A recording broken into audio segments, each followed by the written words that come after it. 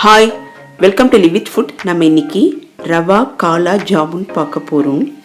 காலா ஜாமுன் ரவையில் எப்படி பண்ணுறது அப்படின்றத பார்க்கலாம். இது ஒரு புதுவிதமான ஸ்வீட்டு, ஜூஸியான இந்த ஸ்வீட்டு எப்படி பண்ணுறதுன்றத பார்க்கலாம். இப்போ முதல்ல ஒரு கடாய் எடுத்துக்கலாம். இதில் நான் காய்ச்சி ஆற வைத்த பால் விட்டுருக்கேன். அடுப்பை சிம்மில் வச்சுக்கலாம். இப்போ நான் இதில் கொஞ்சமாக சர்க்கரை சேர்த்துக்கிறேன். நமக்கு இந்த காலா ஜாமுன் நல்லா ரோஸ்டடாக வரும். இதோட அளந்து வைத்த ரவையை சேர்த்துக்கிறேன்.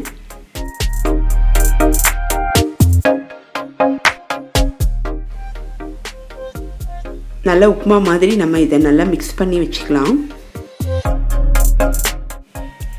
நெய் கொஞ்சம் விட்டுக்கிறேன். அடுப்பை சிம்மில் வச்சுட்டு திருப்பியும் இது கெட்டியாகிற அளவுக்கு நம்ம கலந்து விட்டுக்கணும். இந்த மாதிரி ஒரு பதம் வரும். அந்த டைமில் நம்ம அடுப்பை ஆஃப் பண்ணிடலாம்.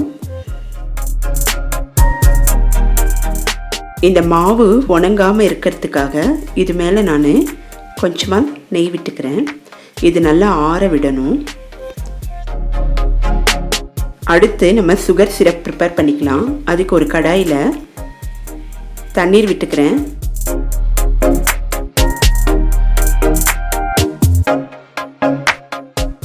இப்போ நான் சர்க்கரை சேர்த்துக்கிறேன்.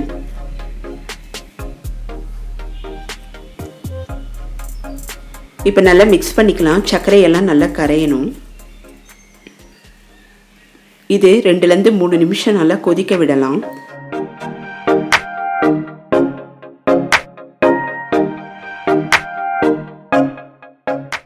அடுப்பை ஆஃப் பண்ணிடலாம். இந்த டைமில் நான் ரோஸ் எசன்ஸ் விட்டுருக்கேன். டேஸ்ட் நல்லாயிருக்கும். இதோட ஏலக்காய் தூள் சேர்த்துருக்கேன். ரோஸ் எசன்ஸ் எல்லா ஷாப்லேயும் கிடைக்கும். இப்போ நம்ம கொஞ்சமாக உப்பு சேர்த்துக்கலாம். இந்த கன்சிஸ்டன்சி மாறாமல் இருக்கிறதுக்கு லெமன் ஜூஸ் கொஞ்சம் சேர்த்துக்கிறேன். இந்த பதம் அப்படியே இருக்கும். நல்லா மிக்ஸ் பண்ணி விட்டுக்கலாம். இது வீட்டிலேயே தயார் பண்ண கோவா. இப்போ நம்ம தயார் பண்ணி வச்சிருந்த இந்த ரவா பேட்டரோட தேவையான அளவு கோவா சேர்த்துக்கலாம். கோவா ஆப்ஷனல் தான், ஆனால் டேஸ்ட் ரொம்ப நல்லாயிருக்கும் கோவா சேர்த்து பண்ணும்போது. இந்த காலா ஜாமுன்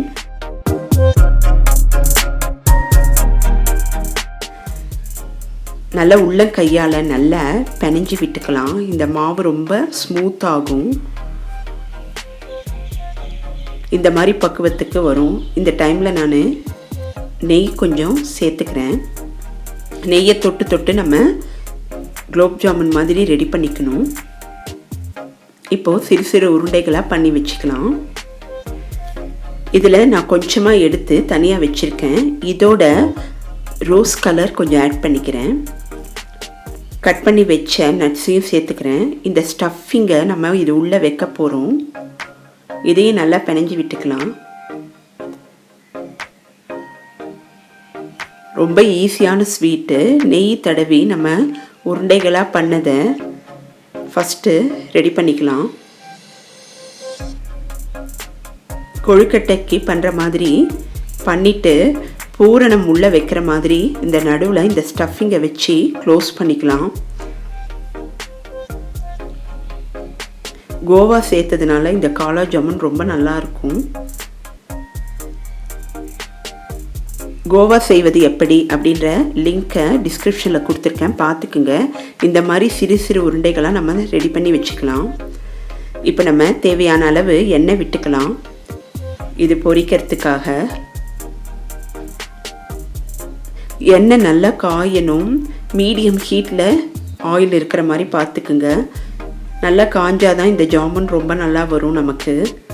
சப்போஸ் எண்ணெய் காயலை அப்படின்னா நமக்கு போட்ட உடனே இந்த மாதிரி விரிசல் விட்டுடும். அதனால் எண்ணெய் நல்லா காயிற மாதிரி நம்ம பார்த்துக்கலாம். எண்ணெய் நல்லா காய தான் இது ரொம்ப நல்லா வறுபடும். ரவைன்றதுனால கொஞ்சம் நல்லா ரோஸ்டடாக எடுத்துக்கலாம். மீடியம் ஹீட்லேயே இருக்கட்டும்.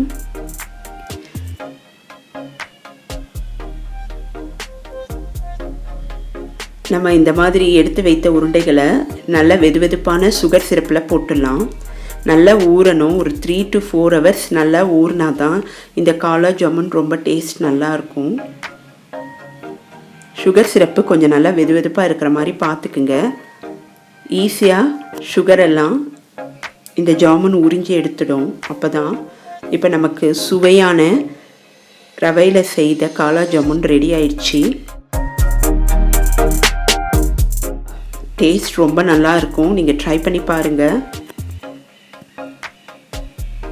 இந்த வீடியோவை லைக் பண்ணுங்கள், ஷேர் பண்ணுங்கள். மறக்காமல் லிவ் வித் ஃபுட் சேனலை சப்ஸ்கிரைப் பண்ணுங்கள். நெக்ஸ்ட் வீடியோவில் மீட் பண்ணுறேன்.